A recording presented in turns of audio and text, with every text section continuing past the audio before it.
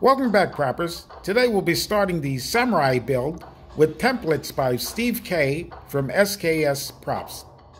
The template is printed out in poster format, so each sheet have to be trimmed down on two sides before they can be properly aligned and attached to each other.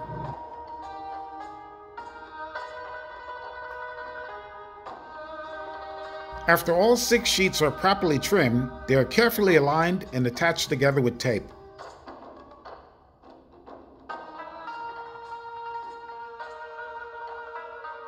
All the individual pieces of template are cut out before transferring them onto EVA foam.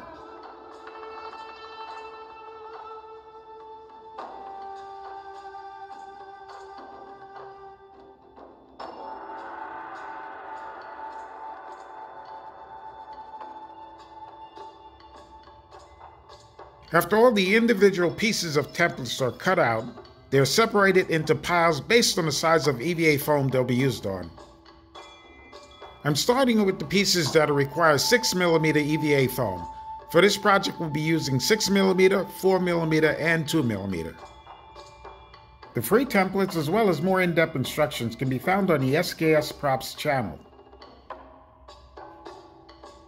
After each template group have been transferred onto their respective size EVA foam sheet, I cut each sheet into manageable size before cutting out each individual template piece.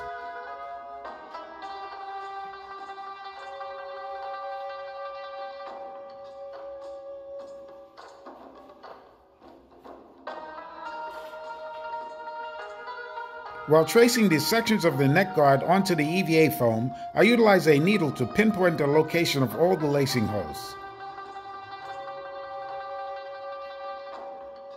This is a long, tedious process, but totally necessary. I'll speed it up for you.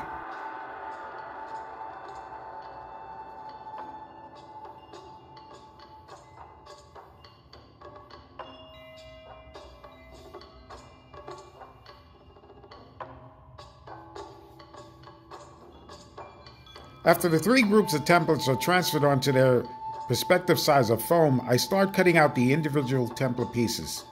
I start with the 6mm foam pieces, then the 4mm pieces, and lastly the 2mm pieces.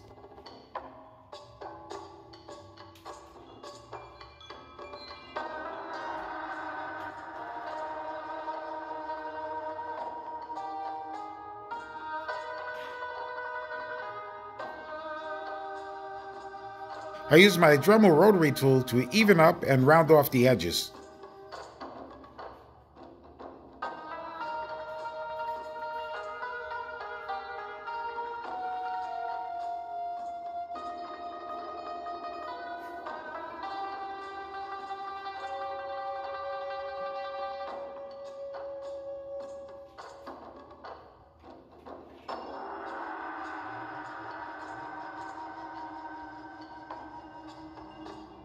The sections of the neck guards are heated up to make the pinpointed locations for the lace holes more visible.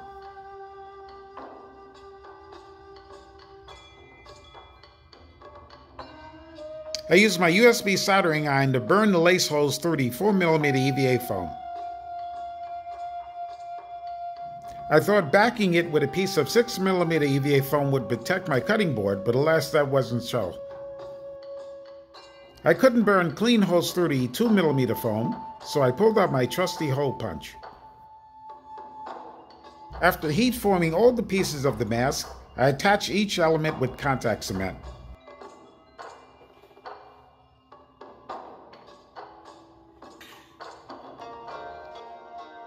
I marked out all the attachment areas of the mask to avoid using excessive contact cement.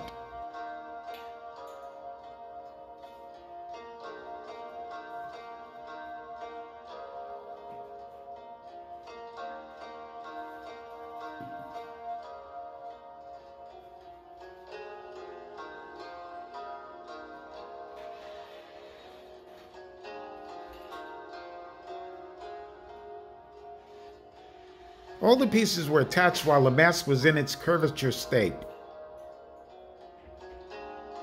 The nose area was attached first, and then the detailing around the cheek area.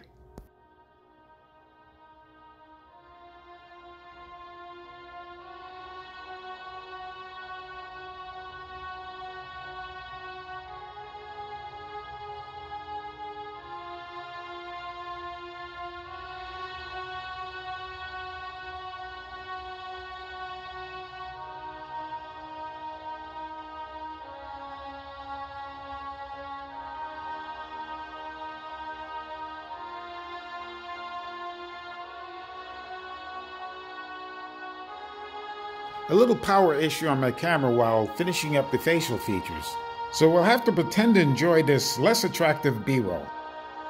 I just ordered a new articulating camera arm. Hopefully that will give us a fixed and more reliable camera angle. Right now I'm finishing up the nose, the chin strap, and a small cheek design.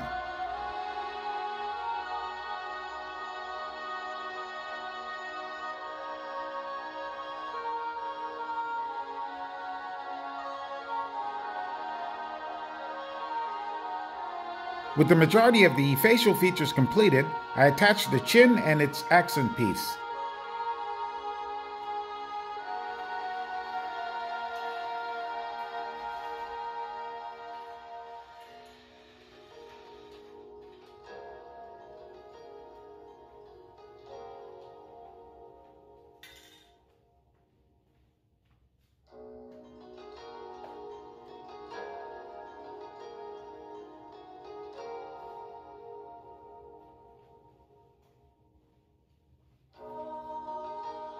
I cut a thin strip of 2mm foam for the upper lip.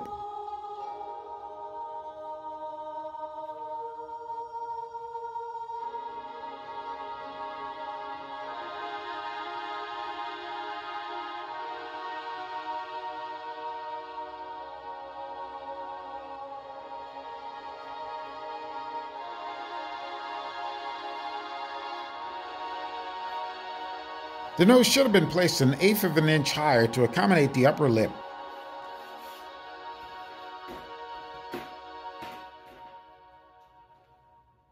A little trimming of the lip strip will fix that small miscalculation.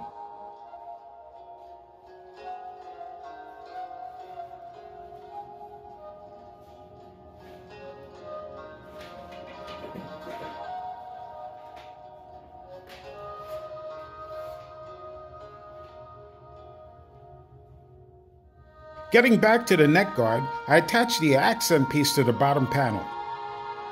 After the accent piece is attached, I utilize strips of 4mm EVA foam to lock in the curvature to each panel. The strips are attached to the back bottom edge to keep it from interfering with the lacing holes.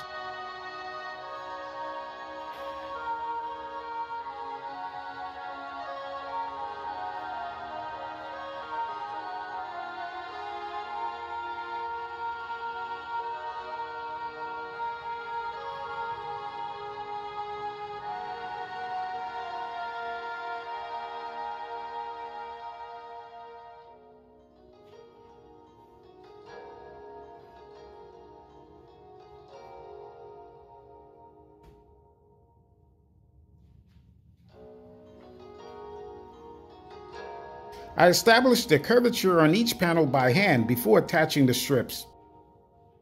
The curvature for the panels are graduated, getting a larger radius as the panels get longer.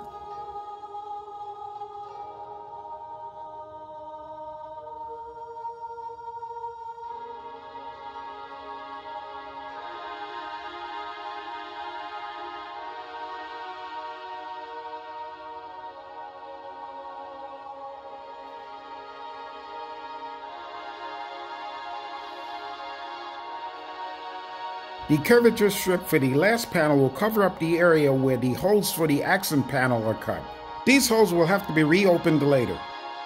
2mm strips will be used to create a thin border around the edge of the panels.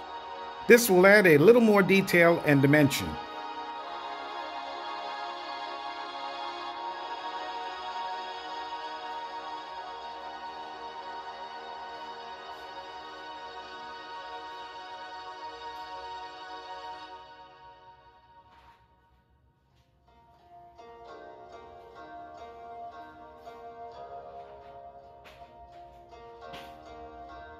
When attaching a border, be careful not to stretch the strip out, because this would add a counter to your established curvature.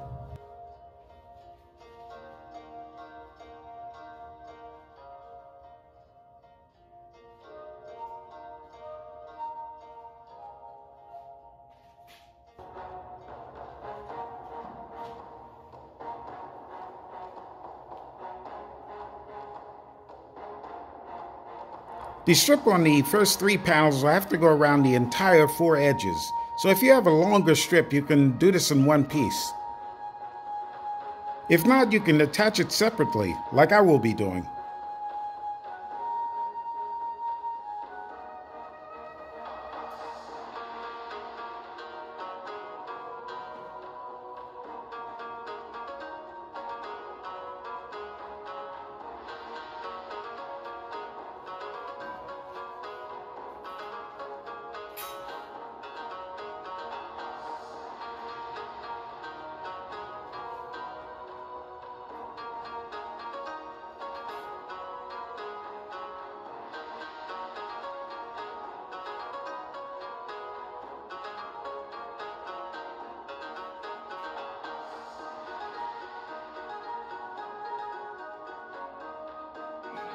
I'll be using my USB soldering iron to burn through the bottom holes on the last panel. 2 small strips of 2mm EVA foam will be used to create the teeth. These will be attached from the inside of the mask using contact cement. The last part of the mask will be an inside cheek detail. This will also act as an anchor point for the head strap.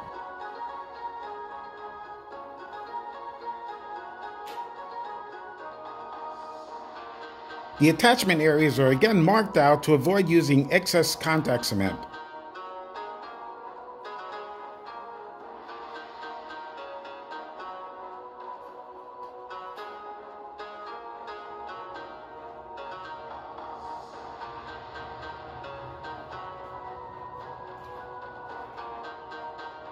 Attaching these while the mask is in the curved state will pull in the back of the mask.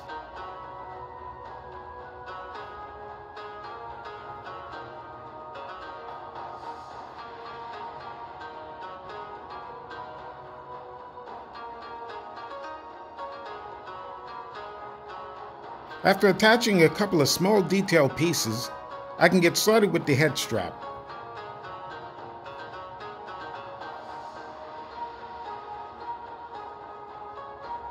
For the head strap, I'll be using a full 1-inch elastic band.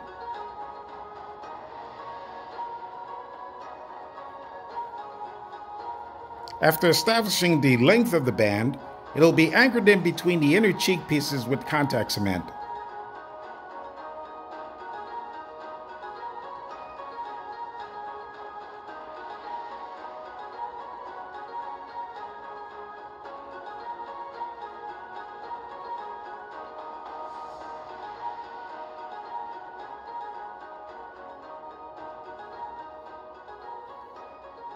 Although this procedure has always worked for me in the past, I decided to also secure it with some instant glue sandwiched in with a piece of EVA foam.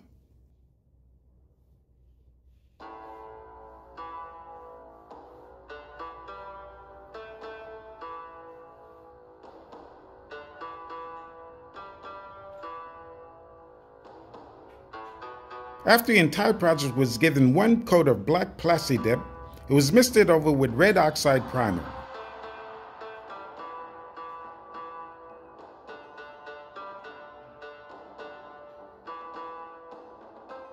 Highlights were then brushed on with Liquitex Red Medium Heavy Body Acrylic.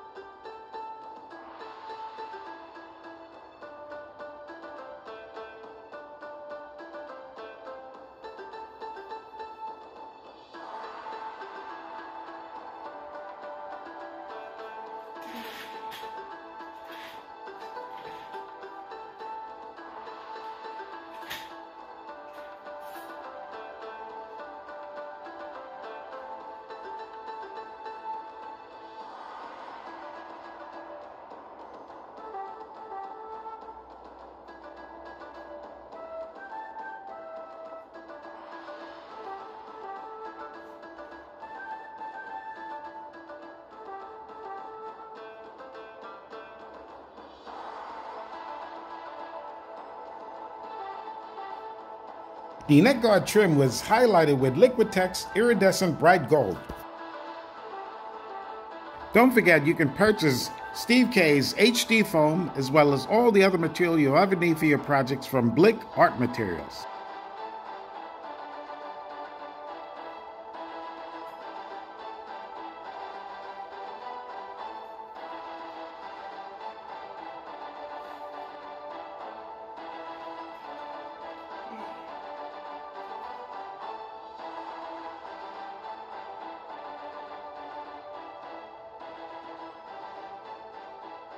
The teeth were also painted with the acrylic gold.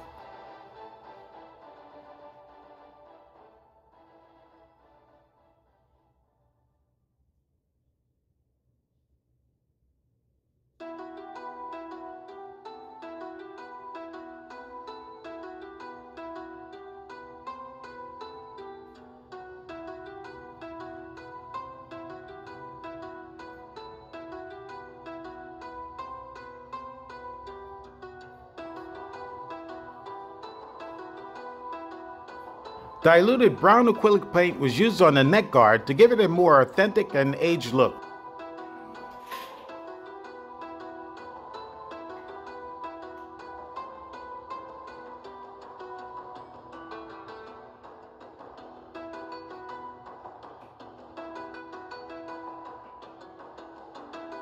It was also used to darken the shadow lines on the mask.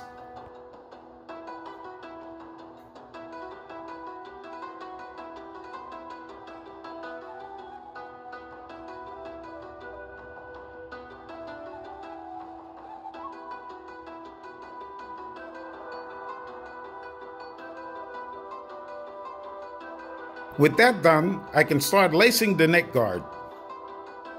I really didn't know how much lacing I would need, but with a little dead reckoning, I ordered one pair of 45-inch black round boot laces. Hopefully that'll be enough to complete at least this part of the project. I centered the laces and started down 2 rows, running an X pattern through the top 4 holes, then coming through the back of the bottom 2 holes and straight down.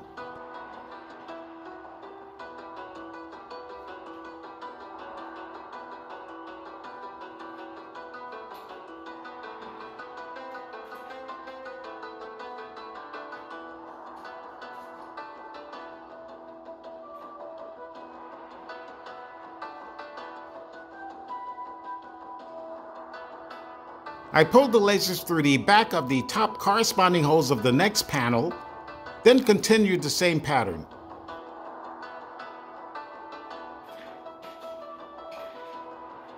I repeated this process down to the last panel.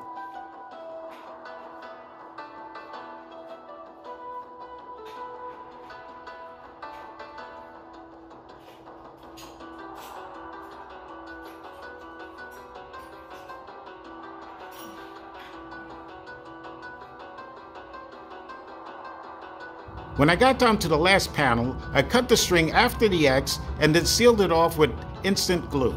Being left with shorter pieces of string, I had to change my technique. So I used a 1-string technique running from the bottom to the top panel, completing only one alternating side of the X on the way up and the other side of the X on the way down.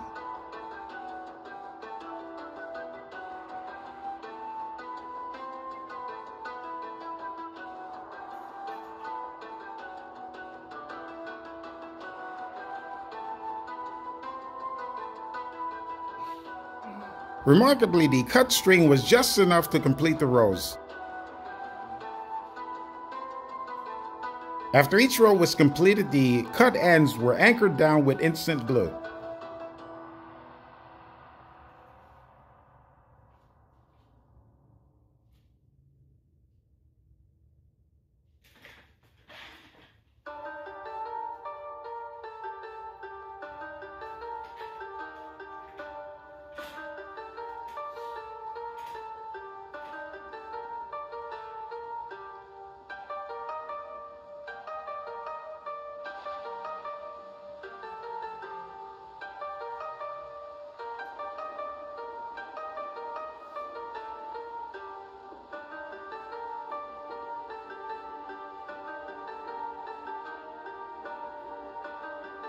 What was left of my boot laces was enough to create that next to last straight stitch.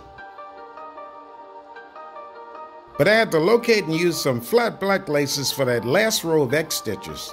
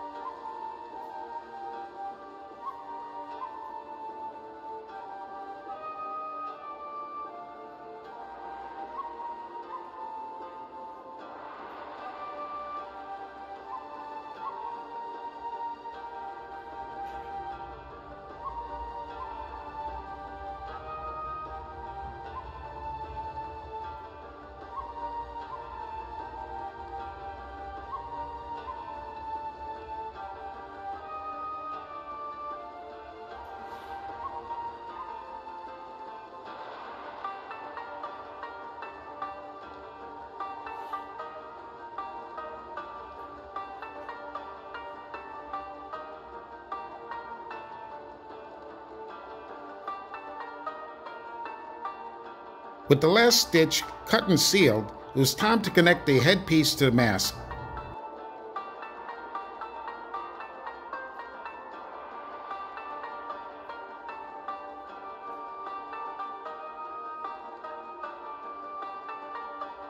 Two short pieces of strings were fished through the top two outer holes of the neck guard.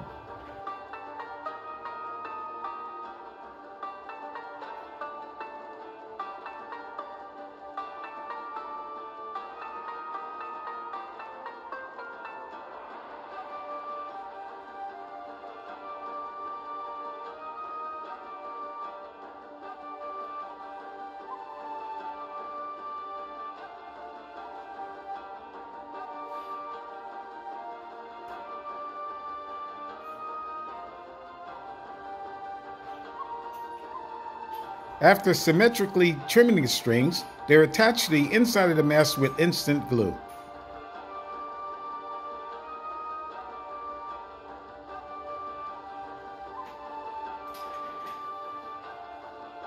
A piece of 4mm foam was also sealed onto it for a little extra security.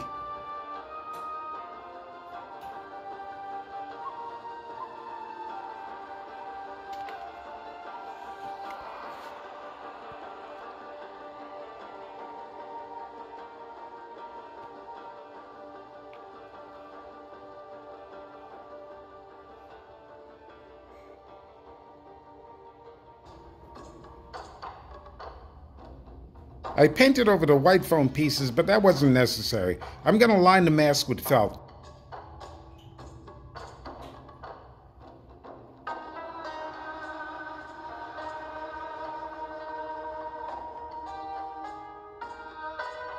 After cutting a piece of felt that would cover the entire inside of the mask, I attached it with spray adhesive.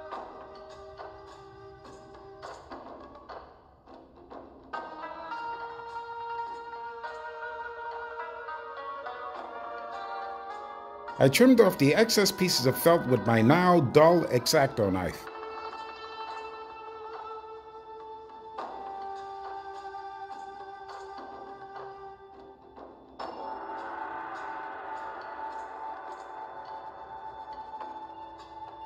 With that, the first part of this project is completed. Stay tuned for the second part, which should be the helmet. But while I'm waiting on SKS to get to that, I think I'm going to start on the katana. Please subscribe to the channel, like, comment, share, and press the bell notification for future videos. Until then, keep propping.